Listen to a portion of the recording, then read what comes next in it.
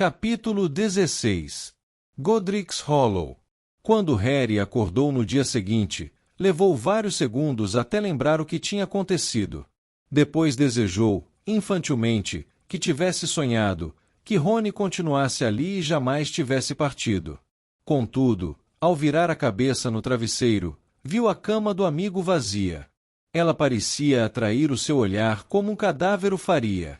Harry pulou de sua cama, evitando olhar a de Rony. Hermione, já ocupada na cozinha, não desejou a Harry um bom dia, mas virou depressa o rosto quando ele passou. Ele partiu, disse Harry de si para si. Ele partiu. Sentiu necessidade de repetir a frase mentalmente, enquanto se lavava e se vestia, como se com isso pudesse embotar o abalo que sofria. Ele partiu e não vai voltar. E essa era a verdade pura e simples. Harry sabia que os feitiços de proteção impossibilitariam que Rony os reencontrasse, quando saíssem desse lugar. Ele e Hermione tomaram café em silêncio. Os olhos dela estavam inchados e vermelhos, parecia não ter dormido. Depois, eles guardaram seus pertences, Hermione demorando-se. Harry sabia porque a amiga queria prolongar o tempo à margem do rio, viu-a várias vezes erguer a cabeça, esperançosa, e teve certeza de que se iludia, pensando que ouvia passos apesar da chuva pesada, mas ninguém de cabelos ruivos aparecia entre as árvores. Toda vez que Harry a imitava, olhando para os lados, pois não podia deixar de alimentar esperanças, e nada havia exceto a mata lavada pela chuva, outra pequena parcela de fúria explodia em seu peito. Ouvia Rony dizendo, "Pensamos que você soubesse o que estava fazendo", e retomava a arrumação das coisas sentindo um bolo na boca do estômago. O rio barrento ao lado estava subindo rapidamente, e logo transbordaria pelo barranco. Demoraram-se uma boa hora além do horário em que normalmente deixariam o acampamento. Por fim, tendo rearrumado a bolsinha de contas 3 vezes, Hermione pareceu incapaz de encontrar outras razões para retardar a partida. Ela e Harry se deram as mãos e desaparataram, reaparecendo em um urzal, na encosta de um morro assolado pelo vento. No instante em que chegaram, Hermione largou a mão dele e se afastou, sentando-se, por fim, em um pedregulho, o rosto nos joelhos, o corpo sacudindo. Harry sabia, por soluços. Parou para observá-la, imaginando que deveria consolar a amiga, mas alguma coisa o manteve pregado no chão. Por dentro, sentia-se frio e tenso, revia a expressão de desprezo no rosto de Rony. Saiu, então, caminhando pelo urzal, descrevendo um largo círculo em torno da aflita Hermione, lançando os feitiços de que ela normalmente se encarregava para garantir a proteção de todos. Nos dias que se seguiram, eles não falaram em Rony. Harry estava decidido a jamais voltar a mencionar o nome dele, e Hermione parecia entender que não adiantava forçar o assunto, embora, por vezes, à noite, quando achava que Harry estava dormindo, ele a ouvisse chorar. Nesse meio tempo, ele se habituou a tirar da mochila o mapa do maroto e examiná-lo à luz da varinha. Esperava o momento em que o pontinho com o nome de Rony reapareceria nos corredores de Hogwarts, comprovando que havia retornado ao confortável castelo, protegido por sua condição de sangue puro. Contudo, Rony não aparecia, e passado algum tempo, Harry viu-se examinando o mapa simplesmente para ver o nome de Gina no dormitório feminino, se perguntando se a intensidade com que o fitava poderia penetrar o sono da garota, se de alguma forma ela poderia saber que estava pensando nela, desejando que estivesse bem. Durante o dia, eles se ocupavam com tentativas para determinar os possíveis esconderijos da espada de Grifinória, mas quanto mais discutiam onde Dumbledore poderia tê-la guardado, tanto mais desesperadas e improváveis se tornavam as suas especulações. Por mais que vasculhasse o cérebro, Harry não conseguia se lembrar de Dumbledore mencionando algum lugar onde pudesse esconder alguma coisa. Havia momentos em que ele não sabia se estava mais zangado com Rony ou com Dumbledore. Pensamos que você soubesse o que estava fazendo. Pensamos que Dumbledore tivesse lhe dito o que fazer. Pensamos que você tivesse um plano de verdade. Harry não podia esconder de si mesmo. Rony tinha razão. Dumbledore não lhe deixou virtualmente nada. Tinham descoberto uma Horcrux, mas não os meios para destruí-la. As outras continuavam tão inatingíveis como sempre tinham estado. A desesperança ameaçava engolfá-lo. Espantava-se, agora, ao pensar em sua presunção quando aceitou o oferecimento dos amigos para acompanhá-lo nessa viagem tortuosa e inútil. Nada sabia, nada lhe ocorria, estava constante e dolorosamente alerta ao menor sinal de que Hermione também estivesse prestes a lhe dizer que estava farta, que ia embora. Passavam muitas noites praticamente em silêncio, e Hermione adquiriu o hábito de tirar o retrato de Phineas Nigellus e aprumá-lo em uma cadeira, como se ele pudesse preencher uma parte do enorme vazio que a partida de Rony tinha deixado. Apesar da afirmação anterior de que jamais tornaria a visitá-los, Phineas Nigellus parecia incapaz de resistir à oportunidade de descobrir mais sobre as atividades de Harry, e consentia em reaparecer, de olhos vendados, a intervalos irregulares.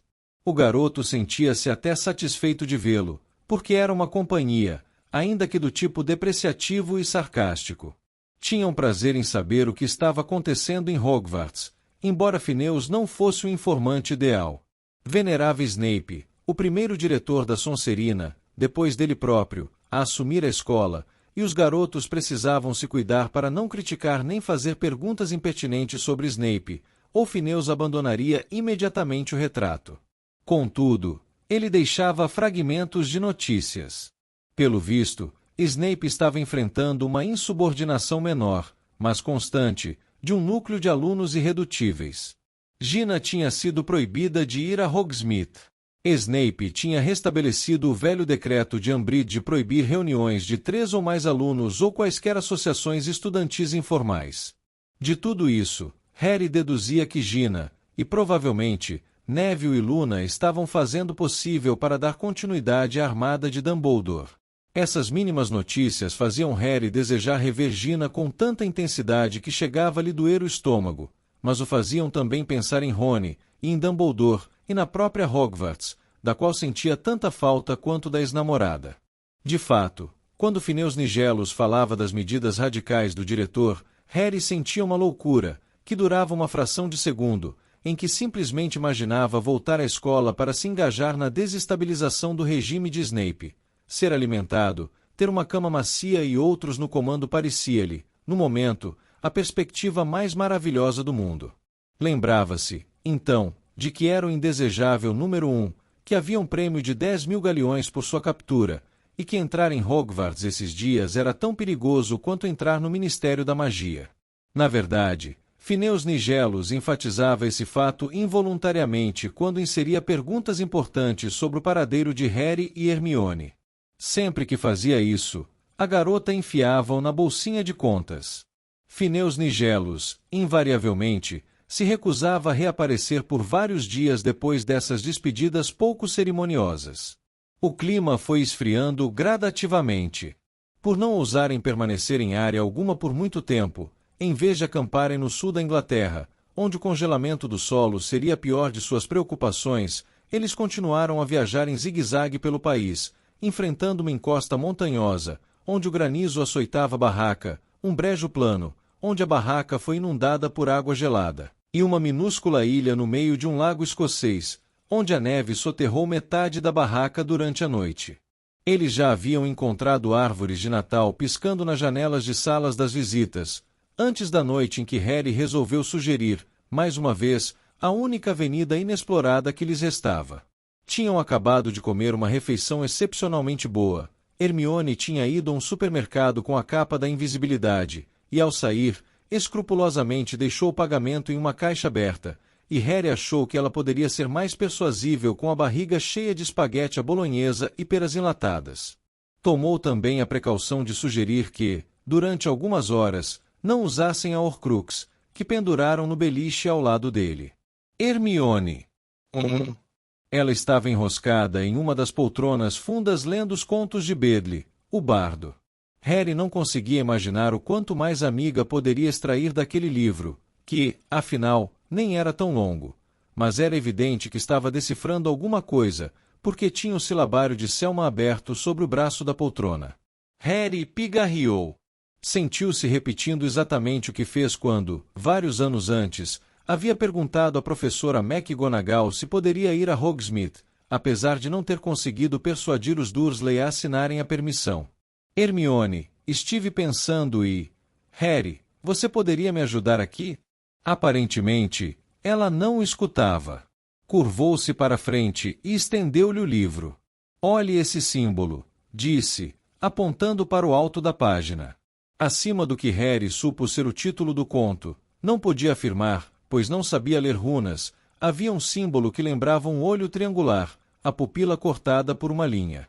Eu nunca estudei runas antigas, Hermione.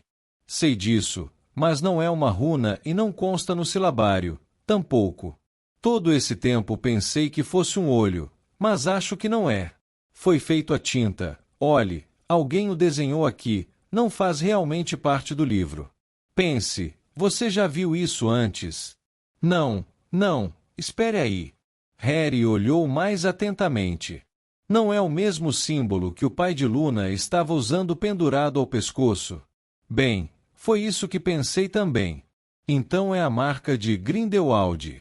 Ela encarou-o, boquiaberta. Que? Krum me contou que... Harry repetiu a história que Victor Krum tinha lhe contado no casamento. Ela pareceu perplexa. A marca de Grindelwald. Hermione olhou de Harry para o estranho símbolo e novamente para ele. Nunca soube que Grindelwald tivesse uma marca. Não vi isso mencionado em nada que tenha lido a respeito dele.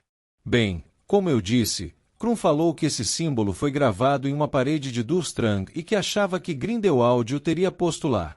É muito esquisito. Se for um símbolo das artes das trevas, o que está fazendo em um livro de histórias para crianças? É bizarro, concordou Harry.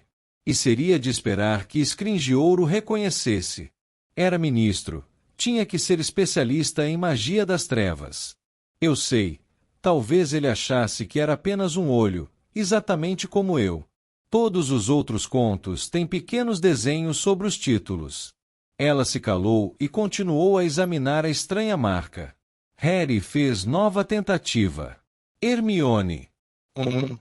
Estive pensando, quero ir a Godric's Hollow. Ela ergueu a cabeça, mas tinha os olhos desfocados e isso deu a Harry a certeza de que ainda estava pensando na misteriosa marca. Sim, estive pensando nisso também. Acho realmente que teremos de ir. Você me ouviu direito. Claro que ouvi. Você quer ir a Godric's Hollow. Concordo, acho que devíamos. Isto é, também não consigo pensar em mais nenhum lugar onde possa estar. Será perigoso, mas, quanto mais penso, mais provável me parece que esteja lá. O que está lá? Perguntou Harry. Ao ouvir isso, Hermione pareceu tão confusa quanto ele. Bem, a espada, Harry. Dumbledore certamente sabia que você iria querer voltar lá. Quero dizer, Godric's Hollow foi onde Godric Grifinória nasceu. Sério? Grifinória era de Godric's Hollow? Harry, algum dia você ao menos abriu História da Magia?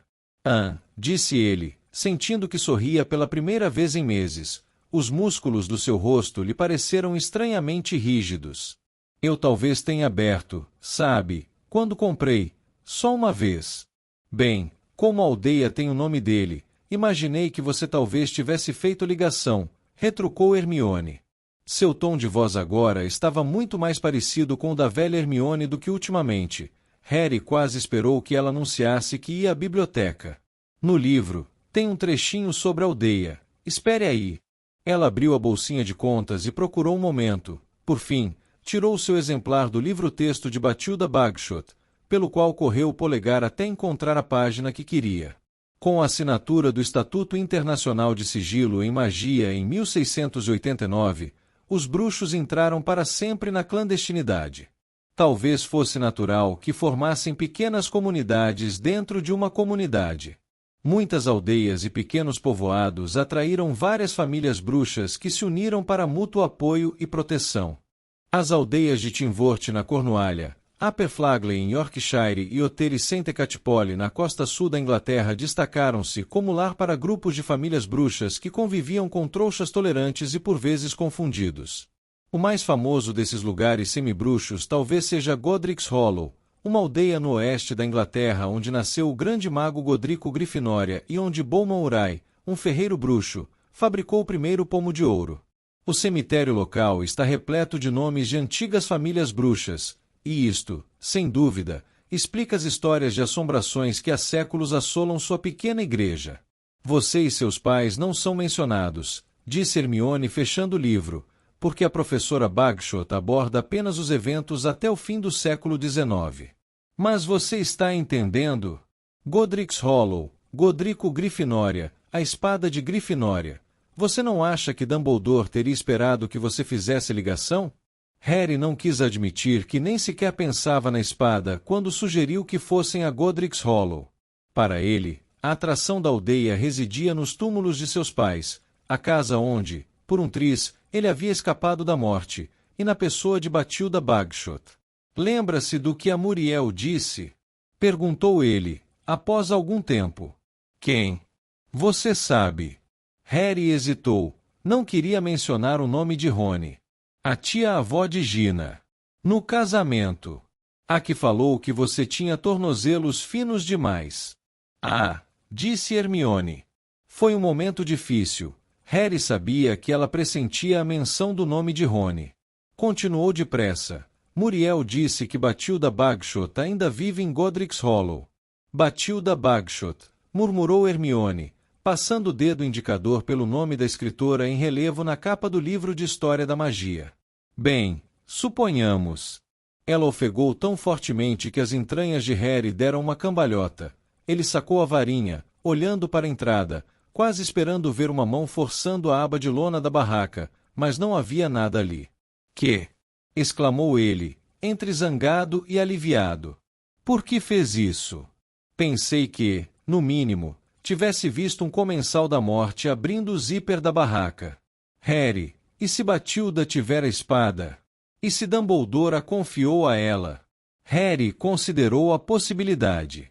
A essa altura, ela estaria extremamente idosa, e segundo Muriel, gaga. Seria provável que Dumbledore escondesse a espada de Grifinória com ela? Nesse caso, ele achava que Dumbledore relegava muita coisa ao acaso. Jamais tinha revelado que tivesse substituído a espada por uma falsificação, e tampouco mencionado sua amizade com Bathilda. Agora, porém, não era o momento de lançar dúvidas sobre a teoria de Hermione, não quando estava disposta, de modo surpreendente, a concordar com seu maior desejo. É possível. Então vamos a Godric's Hollow? Vamos, mas teremos que planejar a viagem com muito cuidado. Hermione empertigou-se na poltrona, e Harry percebeu que a perspectiva de ter novamente um objetivo definido melhorava o ânimo dela tanto quanto dele. Para começar, precisamos praticar desaparatação a dois sob a capa da invisibilidade, e por prudência, uns feitiços da desilusão também, a não ser que você ache que devemos botar para quebrar e usar a poção polissuco. Nesse caso precisaríamos recolher fios de cabelos de alguém. Na verdade, acho que isso seria melhor, Harry. Quanto mais impenetráveis os nossos disfarces, melhor. Harry a deixou falar, assentindo e concordando sempre que havia uma pausa, mas sua mente se alheara da conversa. Pela primeira vez desde que tinha descoberto que a espada no Gringotts era falsa, sentia-se estimulado. Estava em vias de ir à sua terra, em vias de retornar ao lugar onde teve uma família. Se não fosse por Voldemort, em Godric's Hollow ele teria crescido e passado todas as férias escolares. Poderia ter convidado amigos à sua casa, poderia até ter tido irmãos e irmãs. Sua mãe é que teria feito seu bolo de 17 anos. A vida que ele havia perdido nunca tinha lhe parecido tão real como neste momento, em que sabia estar prestes a conhecer o lugar em que tudo aquilo lhe foi roubado. Aquela noite, depois que Hermione foi se deitar, silenciosamente Harry tirou a mochila da bolsinha de contas e apanhou o álbum de fotografias que Hagrid lhe deu tantos anos atrás. Pela primeira vez em meses, examinou em detalhe as velhas fotos dos seus pais, sorrindo e acenando para ele em imagem, que era só o que lhe restava deles. Harry teria, de bom grado, partido para Godric's Hollow no dia seguinte, mas Hermione tinha outras ideias. Convencida de que Voldemort esperaria que Harry voltasse à cena da morte dos pais, ela decidiu que só viajariam depois de assegurar que tivessem os melhores disfarces possíveis. Portanto, só uma semana mais tarde, após obterem fios de cabelos de trouxas inocentes que faziam compras de Natal e praticar aparatação e desaparatação sob a capa da invisibilidade, Hermione concordou em viajar.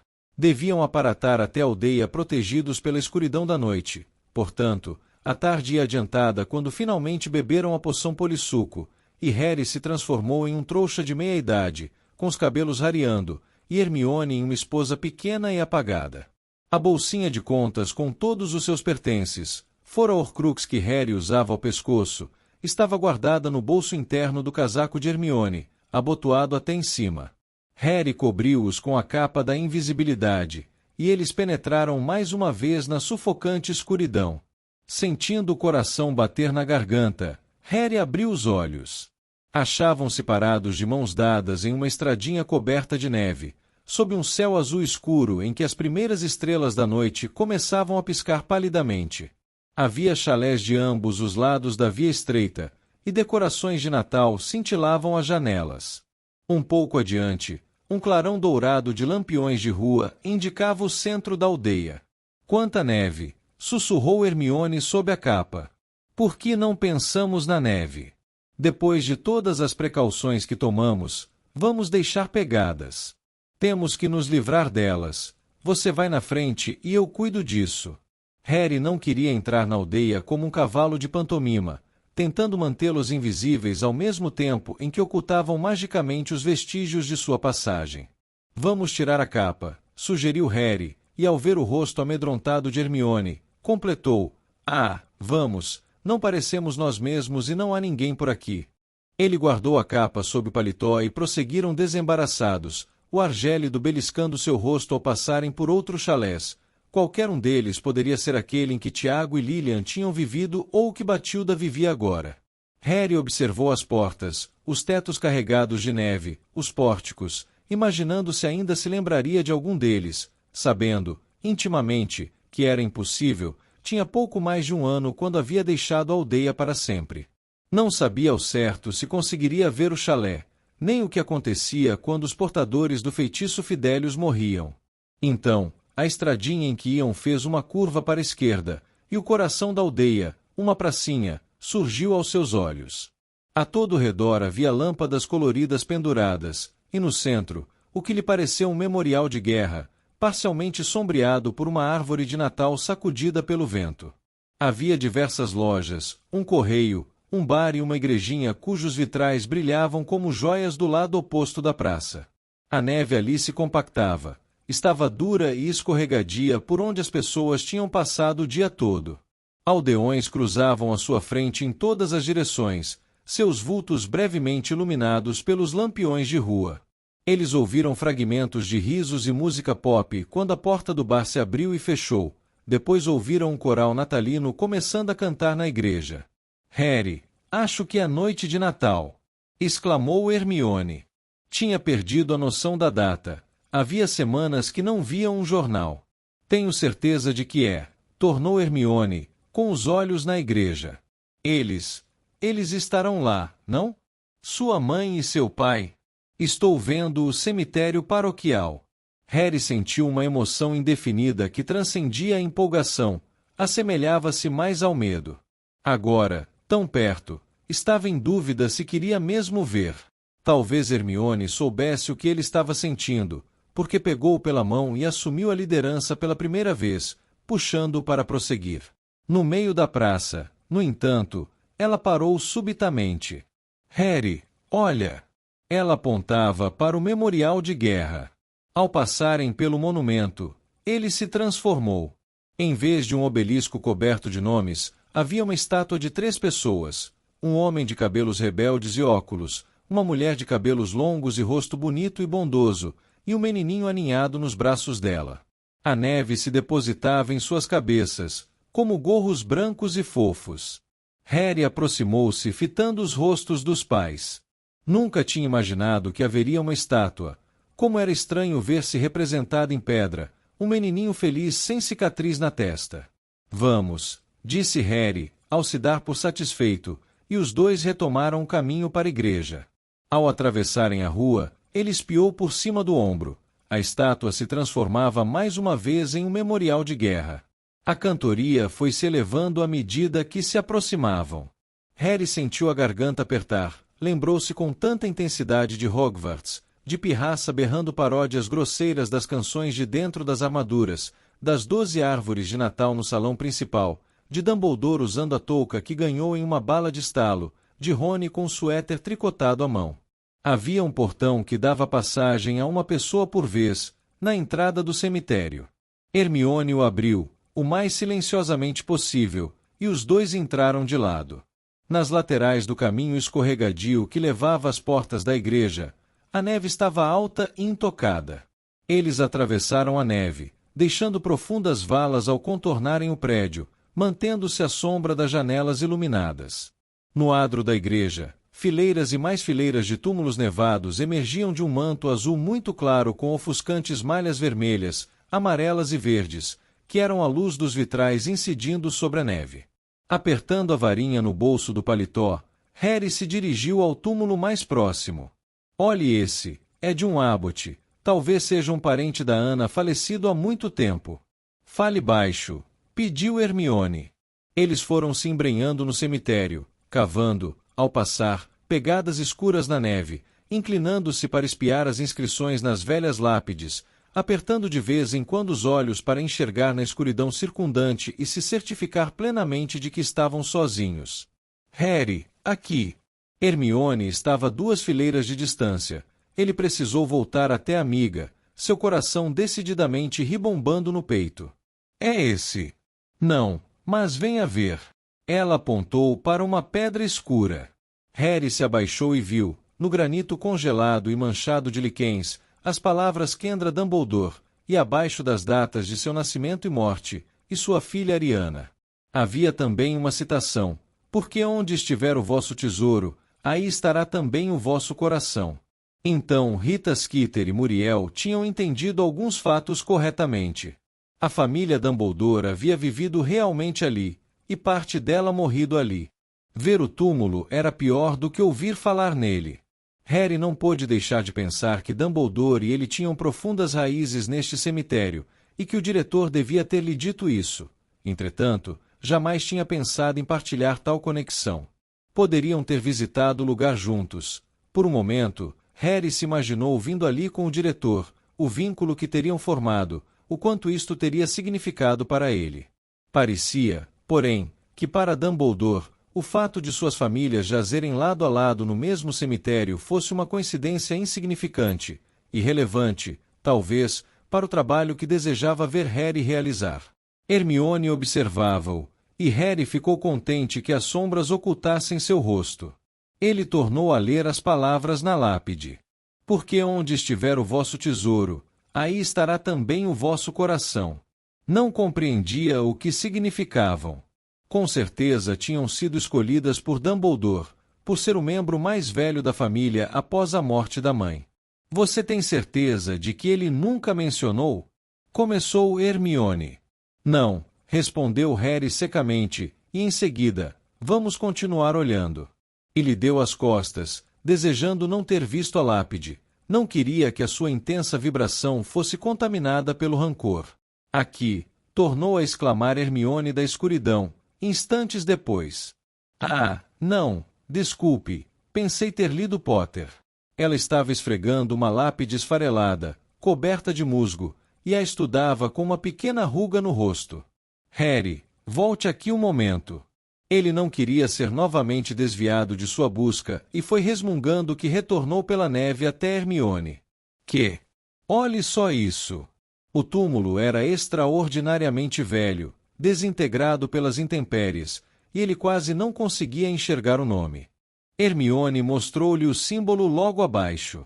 Harry, é a marca que estava no livro.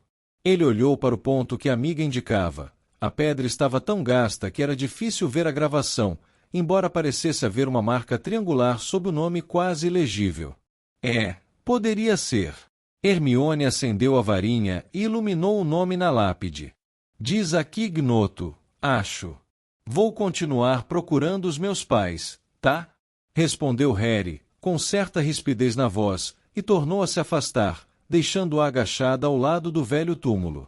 De vez em quando, Ele reconhecia um sobrenome que, como Abbott, já tinha encontrado em Hogwarts. Às vezes havia várias gerações da mesma família bruxa representadas no cemitério. Harry percebia pelas datas que a família ou tinha se extinguido ou seus membros atuais tinham se mudado de Godric's Hollow. Prosseguia avançando entre os túmulos, e cada vez que encontrava uma lápide nova, sentia um aperto de apreensão ou de expectativa. A escuridão e o silêncio pareceram se tornar, de repente, muito mais profundos. Harry olhou ao redor preocupado, pensando nos dementadores, e se deu conta de que o coral havia terminado, que a conversa e o alvoroço dos fiéis iam morrendo à medida que se dirigiam à praça. Alguém na igreja acabava de apagar as luzes. Então, das trevas, veio a voz de Hermione pela terceira vez, alta e clara, a poucos metros de distância. Harry, eles estão aqui, bem aqui. E ele soube pelo seu tom de voz, que dessa vez eram os seus pais. Aproximou-se sentindo que um peso comprimia-lhe o peito, a mesma sensação que teve logo depois da morte de Dumbledore, uma dor que chegava a pesar em seu coração e seus pulmões. A lápide estava apenas 2 fileiras atrás da de Kendra e Ariana. Era de mármore, tal como a de Dumbledore, e isso facilitava a leitura, pois parecia brilhar no escuro. Harry não precisou se ajoelhar nem chegar muito perto para ler as palavras ali gravadas. Tiago Potter, nascido 27 de março de 1960, falecido 31 de outubro de 1981. Lilian Potter, nascida 30 de janeiro de 1960, falecida 31 de outubro de 1981. Ora, o último inimigo que há de ser aniquilado é a morte. Harry leu as palavras devagar, como se fosse ter uma única chance de entender seu significado, e leu as últimas em voz alta. Ora, o último inimigo que há de ser aniquilado é a morte. Ocorreu-lhe um pensamento horrível, acompanhado de uma espécie de pânico. Essa não é a ideia dos dementadores. Por que está ali? Não significa aniquilar a morte como querem os dementadores, Harry, disse Hermione, em tom meigo. Significa, entende, viver além da morte, viver após a morte. Eles, entretanto, não estavam vivos, pensou Harry, estavam mortos. As palavras vazias não podiam disfarçar que os restos dos seus pais jaziam sob a neve e o mármore, indiferentes, inconscientes. E as lágrimas vieram antes que ele pudesse contê-las, escaldantes e instantaneamente congeladas em seu rosto, de que adiantava enxugá-las ou fingir. Deixou-as cair, seus lábios contraídos, os olhos fixos na neve espessa que ocultava o lugar em que jaziam os despojos dos seus pais, agora, certamente apenas ossos ou pó, sem saberem nem se importarem que seu filho sobrevivente se achasse tão perto, seu coração ainda palpitando, vivo por causa do seu sacrifício e quase desejando, neste momento, que estivesse dormindo com ele sob a neve. Hermione pegou sua mão e a apertava com força. Ele não conseguia fitá-la, mas retribuiu o aperto, e agora inspirava haustos profundos e cortantes do ar noturno, tentando suportar, tentando se controlar. Ele deveria ter trazido alguma coisa para lhes oferecer e não tinha pensado nisso, e todas as plantas no cemitério estavam desfolhadas e congeladas. Hermione, porém, ergueu a varinha, fez um círculo no ar, e diante dos seus olhos, fez brotar uma coroa de eléboros. Harry a apanhou e a depositou no túmulo dos pais. Assim que se levantou, quis ir embora. Achava que não aguentaria ficar ali nem mais um minuto. Harry passou o braço pelos ombros de Hermione, e ela passou dela por sua cintura, viraram-se em silêncio, se afastaram pela neve, deixando para trás o túmulo da mãe e da irmã de Dumbledore, e voltaram em direção à igreja e ao portão estreito e pouco visível.